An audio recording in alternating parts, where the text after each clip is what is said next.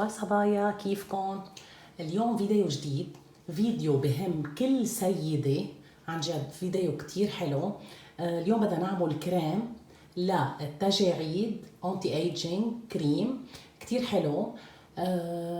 كل صبية او مش كل صبية، نحن عادة هن السيدات اللي بيستعملوا هالنوع من الكريمات. كل سيدة بتحب انه وجهها يضله متألق، مشدود، حلو. يعني ما بنختلف على هالموضوع ابدا. كل وحده منا خاصه اللي صاروا بالاربعينات مثل حضرتي بس طالما نحن عم نحافظ على وجهنا وعلى جمالنا وعلى جسمنا وعلى كل شيء بيخص الجمال، فمنضلنا هيك حلوين، بتعرفوا هيك. فاليوم عندي فيديو طبيعي 100%. أنا من النوع اللي ما بحب يلجأ لعمليات التجميل أو استعمال البوتوكس والفيلر وهالقصص كلياتها. أنا ضد 100% إنه هالناس أو هالصبايا أو هالسيدات يعملوا هالأشياء. ليه؟ أول شيء أشياء كيماوية عم تفوت على وجهنا وجسمنا.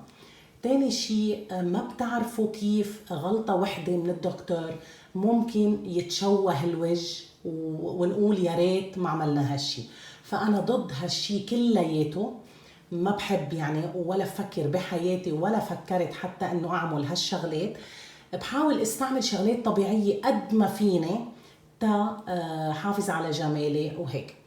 اليوم فيديو مهضوم خفيف، اشياء طبيعية، ما في اشياء زيادة كتير. وعن جد هالكريم كتير حلو، بيعطي فعالية كتير حلوة.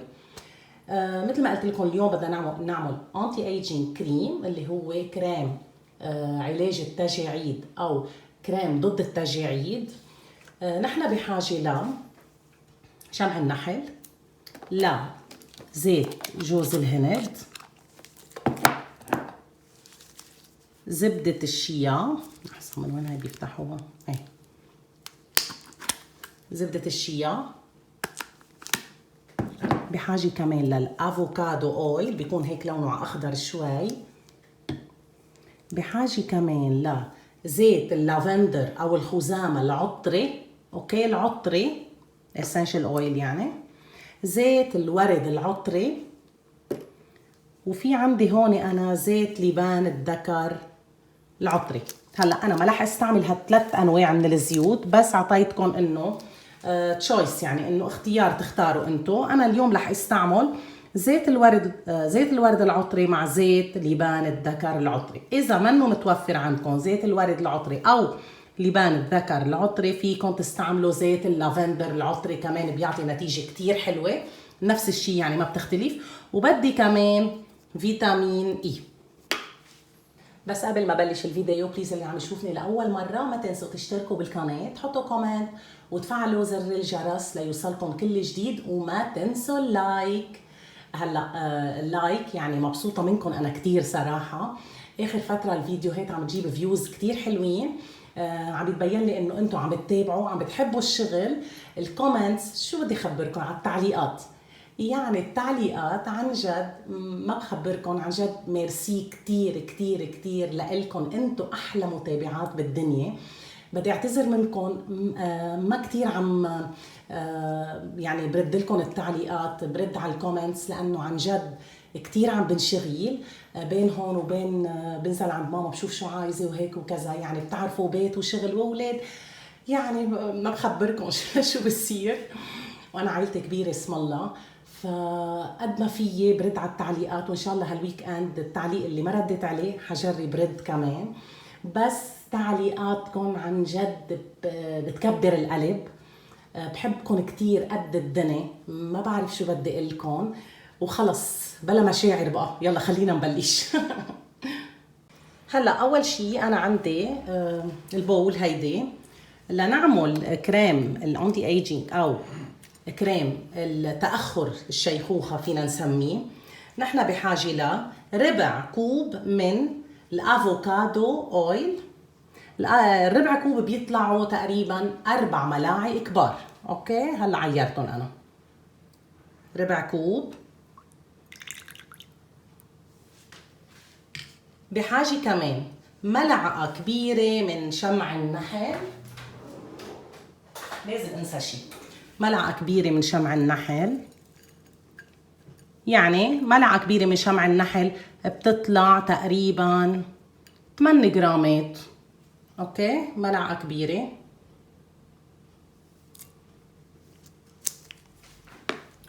بحاجة كمان لملعقتين كبار من زيت جوز الهند. هلا عم نخلطهم كلهم مع بعضهم لانه هيدول بدنا نحطهم على حمام مريم. ملعقتين كبار.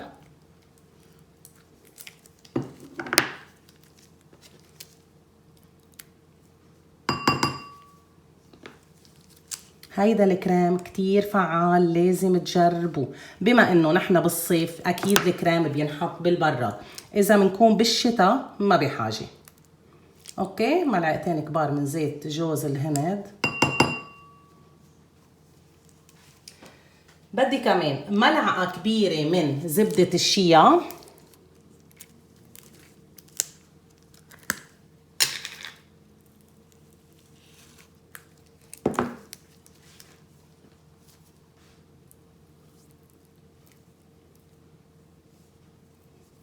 اوكي، وبدي كمان، لا ما بدي كمان خلصنا كل شيء. لكن هيدولي الكوكونات مع البيز واكس او شمع النحل مع زبدة الشيا هلا صار فينا نحطهم على حمام مريم.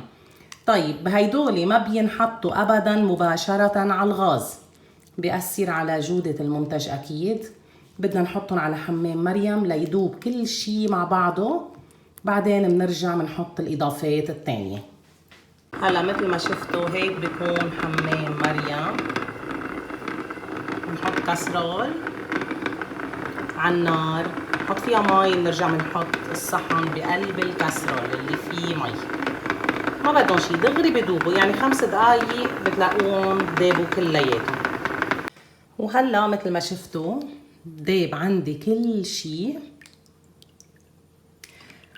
بدي اتركهم شوي ليهدوا، يعني ما بدي هالبخار يكون طالع منهم لانه صار وقت نحط الزيوت العطريه.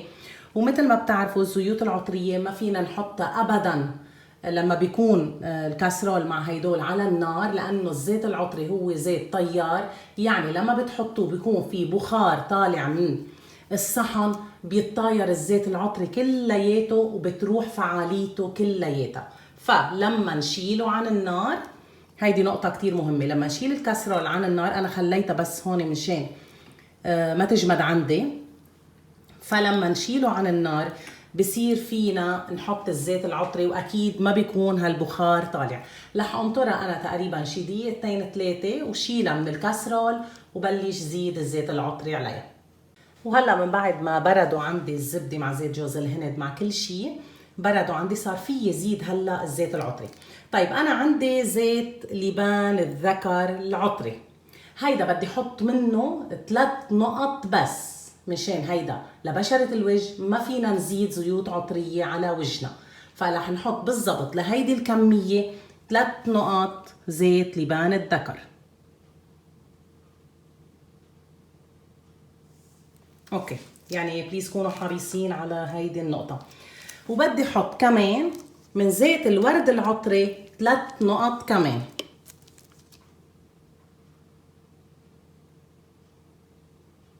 واحدة 2. اوكي، بدنا نخلطهم كتير منيح. وبدي احط 5 نقط من فيتامين اي اللي بيعادلوا كبسولة.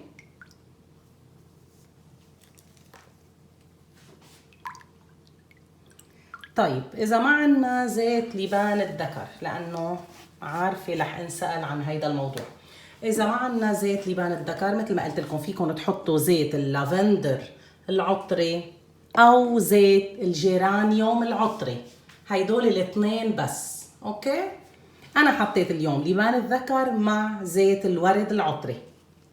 اوكي، هلا سكبته انا بالمرتبين، ناطرته يبرد لنفرجيكم الشكل النهائي. بس في نقاط حابه اوضحها عن هيدا الموضوع. هلا بالنسبه لهيدا الكريم فيكم تزيدوا عليه اذا ما بتحبوه مزيت كتير، فيكن تزيدوا عليه في شيء اسمه بودرة الأروروت. هيدي صراحة أنا ما ملاقيتها بلبنان. بودرة الأروروت شو هي؟ هيدي مادة نشوية بتمتص الزيوت الزائدة اللي بالكريمات. هي مادة صراحة ضرورية، بس اللي منا متوفرة عنده مش ضروري يحطها. يعني الكريم بيكون فعال جدا. هيدي المادة اللي هي بودرة الأروروت هي مادة مثل ما قلت لكم تمتص الزيوت الزائدة، يعني انه بس مشان تمتص الزيوت الزائدة. فأنا ما ملاقيتها وما عم بقدر اطلبها من برا، فعملته هيك. بس في بلدان كتير متوفرة عندهم هيدي البودرة، وإذا لقيتوها بيكون كتير منيح. إذا لقيتوها فيكن تحطوا نص ملعقة كبيرة. لما بتشيلوا عن حمام مريم الزبدة والزيوت اللي حطيناها، لما بتشيلوها من حمام مريم فيكن تزيدوا نص ملعقة كبيرة من الأروروت باودر، وبتخلطوهم كتير منيح وبتحطوهم بالبراد. هلا إذا بدكم الكريم يكون كريمي مثل الويبت كريم، يعني مثل الكريمة، من بعد ما تحطوهم بالبراد كيف لما نعمل الزبدات بتحطوها بالبراد، لما تجمد شوي بتضربوها بالمضرب الكهربائي بتطلع كتير حلوة. بتضيفوا لها أكيد الزيوت العطرية وهيك. وإذا ما بدكم، أنا شخصيا لإلي أنا بحب الكريم يكون هيك، بحسه مرتب أكتر. ما بعرف، يعني بحسه كأنكم جايبينه من السوق من أفخر المحلات عرفتوا؟ بحسه هيك مرتب، ما بعرف ليه.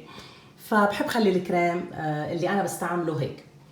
في نقطة تانية بالنسبة للتسويق. التسويق إذا بدكم تسوقوا هيدا المنتج بده يكون في مادة حافظة. أنا دايما بحكيكم عن المواد الحافظة. أنا ما بقدر أقلكم قد ايه فيكم تحطوا لهيدا المنتج. يمكن أنتوا تكونوا عم تعملوا مثلا 100 جرام، 500 جرام، 1000 جرام هيك. بدي أعلمكم شغلة أنا بتبعها.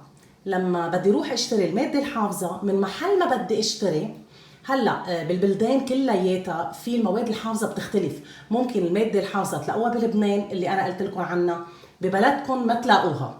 هلا انا مثلا الفينوكسي ايثانول ما بلاقيه بلبنان، لقيت ماده حافظه اللي هي الكالجارد.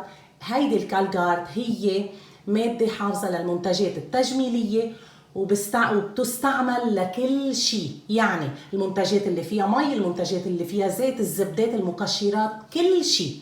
اوكي. فأنا شخصيا عم بحكي كتير، معلش بس شغلات مهمة. أنا شخصيا بحب جيب مادة حافظة وحدة واستعملها لكل منتجاتي. ليه لجيب وحدة مثلا للمكشرات، اسم مثلا للشغلات المائية اللي فيها مي، يعني شيء مثلا بحطوه بالبادي ميست أو الهير ميست أو هيك. فبعتمد على مادة وحدة بستعملها بكل منتجاتي. يعني انا رحت مثلا عند محل المواد الاوليه وقلت له بدي ماده حافظه، انا بعمل هيك منتجات وكذا، قلت له بدي ماده حافظه وحده بستعملها بكل منتجاتي. قال لي هيدي الكالجارد بتاخديها بتستعمليها بكل شيء. طيب قد ايه نسبتها؟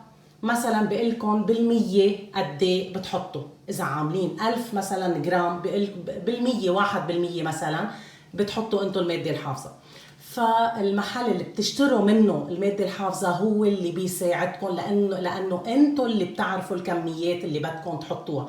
يعني أنا مش ممكن يعني كل وحدة بدها تعمل مثلا 50 جرام و20 جرام و30 جرام روح تبعت لي جنان قد ايه بحطوا هيك ضلني جاوب على هالأسئلة كتير. صراحة ما بقدر، بتعب إنه جاوب على كل العالم. هلا مثل ما بتعرفوا القناة عم تكبر، ممكن شوي تاني شوي يصير في صعوبة الرد على الأسئلة. فعم علمكم هيدي الطريقة تتبعوها. بتروحوا عند محل المواد الأولية وقد ايه بنستعمل مادة حافظة لمنتجاتنا، وبقلكم بالمية قد ايه تستعملوا. شغلة كتير سهلة وبسيطة. معلي تقلت عليكم وكترت عليكم حكي، بس عن جد هيدولي لأنه بنسأل كتير بهالمواضيع، بحب وضح الأمور من شان ما ضل جاوب نفس الحكي ونفس القصص. هلا لاحكيكم بس عن الشغلات اللي حطيناها. حطينا زيت الافوكا او زيت الافوكادو العادي، هو بيقلل من علامات الشيخوخه. حطينا زيت الورد العطري كمان بيقلل من علامات الشيخوخه، بشد البشره. حطينا زيت لبان الذكر اللي هو الفعال جدا واللي بيعطي نتيجه كتير حلوه من التقليل من الخطوط الرفيعه والتجاعيد بالوجه. زيت كتير حلو ومهم كتير وضروري جدا. حطينا زبدة الشيا اللي بتعطي الترطيب الحلو كتير. شمع النحل كمان بشد البشرة. حطينا زيت جوز الهند كمان اللي بيعطي ترطيب وبياض وتفتيح وشد، يعني توليفة مثل ما بقول لكم دايما كتير حلوة. أهم شيء ما تنسوا الزيوت العطرية لأنه هن الفعالين جدا بعلاج الشيخوخة وشد البشرة. وهيدا الشكل النهائي من بعد ما برد عندي الكريم.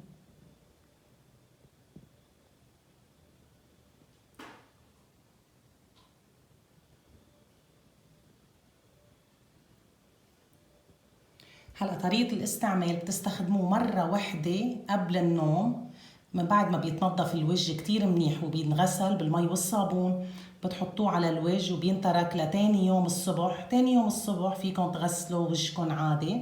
يفضل انه ما ينحط بالنهار ابدا، بس بالليل. فهيدا كريم قبل النوم بينحط وبتستعملوه كل يوم.